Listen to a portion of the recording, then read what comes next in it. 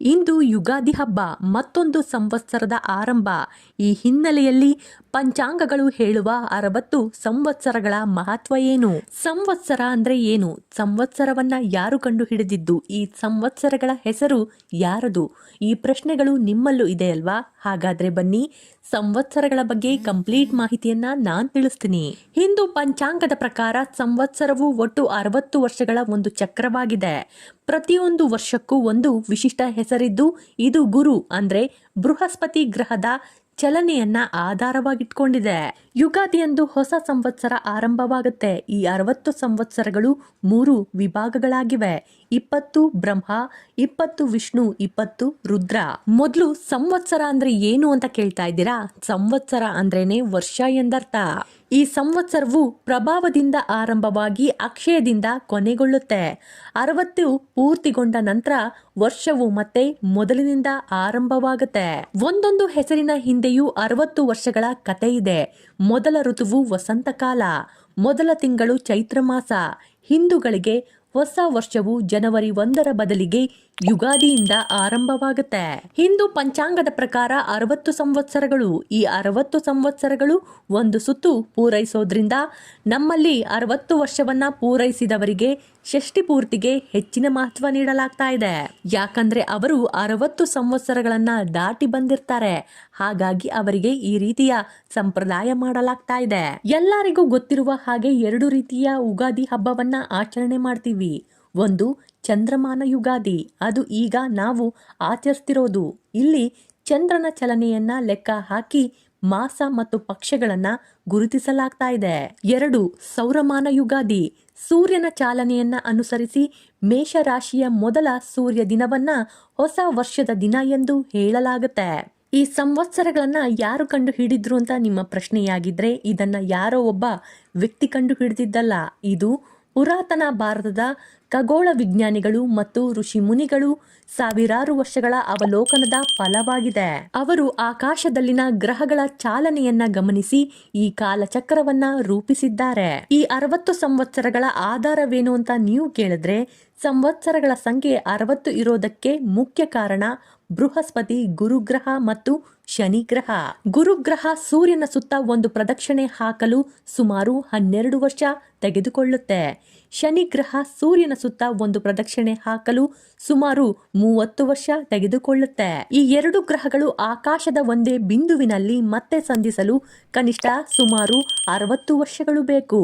ಇದನ್ನ ಬೃಹಸ್ಪತಿ ಚಕ್ರ ಎಂದು ಕರೀತಾರೆ. ಈ ಖಗೋಳ ಘಟನೆಯ ಆಧಾರದ ಮೇಲೆ 60 ಹೆಸರುಗಳನ್ನ ಇಡಲಾಗಿದೆ. ಇಲ್ಲಿ ಸಂವತ್ಸರಗಳು 60 ಅಷ್ಟೇ ಯಾಕಿದೆ, 100 ಯಾಕಿಲ್ಲ? ಶತಮಾನಕ್ಕೂ ಇದಕ್ಕೂ ಏನಾದ್ರೂ ಸಂಬಂಧ ಇದೆಯಾ ಅಂತ ಕೇಳೋದಾದ್ರೆ, ಇಲ್ಲಿ ಸಂವತ್ಸರಗಳು ಖಗೋಳ ವಿಜ್ಞಾನದ ಆಧಾರದ ಮೇಲೆ ನಿಂತಿದೆ. ಮುಂಚೆ ನಾನು ತಿಳಿಸಿದಂತೆ 60 ವರ್ಷಕ್ಕೊಮ್ಮೆ ಗುರು ಮತ್ತು ಶನಿ ಗ್ರಹಗಳು ಮತ್ತೆ ತಮ್ಮ ಹಳೆಯ ಸ್ಥಾನಕ್ಕೆ ಮರಳುತ್ತೆ. ಈ ಸುದೀರ್ಘ ಚಕ್ರ ಪೂರ್ಣಗೊಳ್ಳಲು 60 ವರ್ಷಗಳು ಬೇಕೇ ಬೇಕು. 100 ವರ್ಷಗಳ ಅಗತ್ಯವಿಲ್ಲ. ಇಲ್ಲಿ ಚಂದ್ರನ ಆಕಾರವನ್ನ ಅನುಸರಿಸಿ ತಿಂಗಳುಗಳು ಉಂಟಾದ್ರೆ, ಸೂರ್ಯನ ಚಲನೆಯನ್ನ ಅನುಸರಿಸಿ ಸಂವತ್ಸರಗಳು ಬರ್ತವೆ. ಈ ರೀತಿಯ ಭಾಸ್ಕರಾಚಾರ್ಯರು ತಮ್ಮ ಸಿದ್ಧಾಂತದ ಶಿರೋಮಣಿಯಲ್ಲಿ ಚಂದ್ರ ಮತ್ತು ಸೂರ್ಯನ ಚಾಲನೆಯ ಸಂಬಂಧಪಟ್ಟ ವಿವರವನ್ನ ನೀಡಿದ್ದಾರೆ. ಈ ದಿನ ಶಾಲಿವಾಹನನು ವಿಕ್ರಮಾದಿತ್ಯನ ವಿರುದ್ಧ ಜಯಿಸಿ ಶಾಲಿವಾಹನ ಶಕ ಪ್ರಾರಂಭವಾಯಿತು. ಇನ್ನು ಈ ಸಂವತ್ಸರಗಳ ಹೆಸರು ಯಾರದು? ಈ ಸಂವತ್ಸರಗಳಿಗೆ ಹೆಸರನ್ನ ಯಾರು ಇಟ್ಟರು ಅನ್ನೋದನ್ನ ಇಲ್ಲಿ ಕೇಳಿ. ಈ 60 ಸಂವತ್ಸರಗಳು ಶಾಪಗ್ರಸ್ತ ನಾರದರ ಮಕ್ಕಳು ಎಂದು ಹೇಳಲಾಗುತ್ತೆ. ಸಂವತ್ಸರಗಳ ಹೆಸರಿನ ಹಿಂದಿನ ಕತೆ ಹೀಗಿದೆ. ಸಂವತ್ಸರದ 60 ಹೆಸರುಗಳು ನಾರದನ ಮಕ್ಕಳ ಹೆಸರುಗಳು ಎಂದು ಪುರಾಣಗಳಲ್ಲಿ ಉಲ್ಲೇಖವಿದೆ. ಒಂದು ದಿನ ವಿಷ್ಣುವು ನಾರದರ ಗರ್ವವನ್ನ ಕಡಿಮೆ ಮಾಡಲು ಉಪಾಯ ಮಾಡ್ತಾನೆ. ನಾರದನನ್ನ ಮಹಿಳೆಯನ್ನಾಗಿ ಮಾಡ್ತಾನೆ. ಸ್ತ್ರೀ ರೂಪದಲ್ಲಿ ನಾರದನು ರಾಜನನ್ನು ಮದುವೆಯಾಗಿ 60 ಮಕ್ಕಳಿಗೆ ಜನ್ಮ ನೀಡ್ತಾನೆ. ಆದ್ರೆ ಯುದ್ಧದಲ್ಲಿ 60 ಮಕ್ಕಳು ಸತ್ತು ಹೋಗ್ತಾರೆ. ಪುರಾಣಗಳ ಪ್ರಕಾರ ಭಗವಾನ್ ವಿಷ್ಣುವು ನಾರದನ ಅಹಮ್ಮನ್ನು ತೊಡೆದು ಹಾಕಿ, ನಿನ್ನ ಮಕ್ಕಳು ಸಂವತ್ಸರ ಹೆಸರಿನಿಂದ ಖ್ಯಾತಿ ಪಡೆಯಲಿ ಎಂದು ವರ ನೀಡ್ತಾನೆ. ಹೀಗಾಗಿ ಈ ಸಂವತ್ಸರಗಳ ಹೆಸರುಗಳು ನಾರದನ ಮಕ್ಕಳು ಎಂದು ಹೇಳಲಾಗುತ್ತೆ. ಯುಗಾದಿ ಅಂದ್ರೆ ಹೊಸ ಯುಗ ಅಥವಾ ಹೊಸ ಸಂವತ್ಸರದ ಆರಂಭ. ಚೈತ್ರ ಶುದ್ಧ ಪಾಡ್ಯಮಿ ಎಂದು ಆಚರಿಸುವ ಈ ಹಬ್ಬ 60 ವರ್ಷಗಳ ಚಕ್ರದಲ್ಲಿ ಪ್ರತಿ ವರ್ಷವೂ ಬೇರೆ ಬೇರೆ ಹೆಸರುಗಳು ಮತ್ತು ದೇವತೆಗಳನ್ನು ಹೊಂದಿರುತ್ತೆ. ಇದು ಜೀವನದ ಬದಲಾವಣೆ, ಪ್ರಕೃತಿಯ ಸಮತೋಲನ ಮತ್ತು ಬೇವು ಬೆಲ್ಲದ ಮೂಲಕ ಸುಖ ದುಃಖದ ಸಮಾನದ ಸ್ವೀಕಾರವನ್ನ ತಿಳಿಸುತ್ತೆ. ಪಂಚಾಂಗದ ಆಧಾರದ ಮೇಲೆ ಆಯಾ ವರ್ಷದ ಶುಭ ಅಶುಭ ಕಾರ್ಯಕ್ರಮಗಳನ್ನ ನಿರ್ಧರಿಸಲು ಸಂವತ್ಸರಗಳು ಬಹಳನೇ ಮುಖ್ಯ. ಯುಗಾದಿಯ ದಿನ ಹೊಸ ಸಂವತ್ಸರಕ್ಕೆ ಸ್ವಾಗತ ಕೋರುವ ಮೂಲಕ ಹೊಸ ಆಶಯ, ಹೊಸ ಸಂಭ್ರಮ ಮತ್ತು ಜೀವನದ ಹೊಸ ಹಾದಿಯನ್ನ ಸೂಚಿಸುತ್ತೆ. ಪುರಾಣಗಳ ಪ್ರಕಾರ ಬ್ರಹ್ಮದೇವನು ಸೃಷ್ಟಿಯನ್ನ ಆರಂಭಿಸಿದ ದಿನವೇ ಪ್ರಭವ ಸಂವತ್ಸರದ ಮೊದಲನೇ ದಿನ ಎಂದು ಯುಗಾದಿ ಹಬ್ಬವನ್ನ ಅಂದಿನಿಂದಲೂ ಆಚರಣೆ ಮಾಡ್ತಾ ಬರ್ತಾ ಇದೀವಿ. ಮೊದಲನೇದು ಪ್ರಭವ ಅಂದ್ರೆ ಹುಟ್ಟು ಮತ್ತು ಅಂತಿಮವಾದದ್ದು ಅಕ್ಷಯ, ನಾಶವಿಲ್ಲದ್ದು ಎಂದು ಹೇಳಲಾಗುತ್ತೆ. ಪ್ರತಿಯೊಂದು ಸಂವತ್ಸರಕ್ಕೂ ವಿಭಿನ್ನ ಫಲಿತಾಂಶಗಳಿವೆ. ಕೆಲವು ವರ್ಷಗಳಲ್ಲಿ ಮಳೆ ಕಡಿಮೆ, ಕೆಲವು ವರ್ಷಗಳಲ್ಲಿ ಹೆಚ್ಚು. ಇದು ಕೇವಲ ಕ್ಯಾಲೆಂಡರ್ ಅಲ್ಲ. ಋಗ್ವೇದದಂತಹ ಪ್ರಾಚೀನ ವೈದಿಕ ಸಾಹಿತ್ಯದಲ್ಲಿ ಸಂವತ್ಸರವನ್ನ ವರ್ಷ ಎಂದು ಕರೆಯಲಾಯಿತು.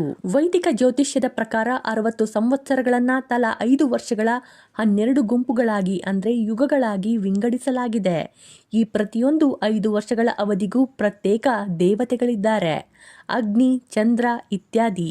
ಈ ಸಂವತ್ಸರಗಳಲ್ಲಿ ಸೌರಮಾನ ಮತ್ತು ಚಂದ್ರಮಾನ ಮಾತ್ರ ಇಲ್ಲ, ನಕ್ಷತ್ರಮಾನ ಮತ್ತು ಸವನಮಾನ ಎಂಬ ವಿವಿಧ ಲೆಕ್ಕಾಚಾರದ ವಿಧಗಳಿವೆ. ಸಂವತ್ಸರಗಳನ್ನ 3 ದೇವತೆಯ ಆಳ್ವಿಕೆಗೆ ಬಿಡಲಾಯಿತು. ಈ 60 ಸಂವತ್ಸರಗಳಲ್ಲಿ 20 ಸಂವತ್ಸರ ಬ್ರಹ್ಮನಿಗೆ ಅರ್ಪಿತವಾಯಿತು, ಸೃಷ್ಟಿ ಮತ್ತು ಆರಂಭದ ಸಂಕೇತ. ಮುಂದಿನ 20 ವರ್ಷ ವಿಷ್ಣುವಿಗೆ ಅರ್ಪಿತವಾಗಿದ್ದು ಸ್ಥಿತಿ ಅಥವಾ ಪಾಲನೆಯ ಸಂಕೇತ. ಕೊನೆಯ 20 ವರ್ಷ ಶಿವನಿಗೆ ಅರ್ಪಿತವಾದದ್ದು ಸಂಹಾರ ಅಥವಾ ಪರಿವರ್ತನೆಯ ಸಂಕೇತ.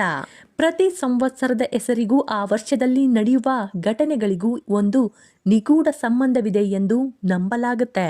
ಸಂವತ್ಸರದ ಚಕ್ರವು 60 ವರ್ಷಕ್ಕೊಮ್ಮೆ ಪುನರಾವರ್ತನೆಯಾಗೋದ್ರಿಂದ ನಮ್ಮ ಪೂರ್ವಜರು ಇತಿಹಾಸವನ್ನ ದಾಖಲಿಸುವಾಗ ಕೇವಲ ಸಂವತ್ಸರದ ಹೆಸರು ಬರೆದರೆ ಗೊಂದಲವಾಗ್ತಾ ಇತ್ತು. ಅದಕ್ಕಾಗಿ ಅವರು ಶಾಕ ವರ್ಷವನ್ನ ಅಂದ್ರೆ ಶಾಲಿವಾಹನ ಶಕೆ ಜೊತೆಗೆ ಬಳಸ್ತಾ ಇದ್ರು.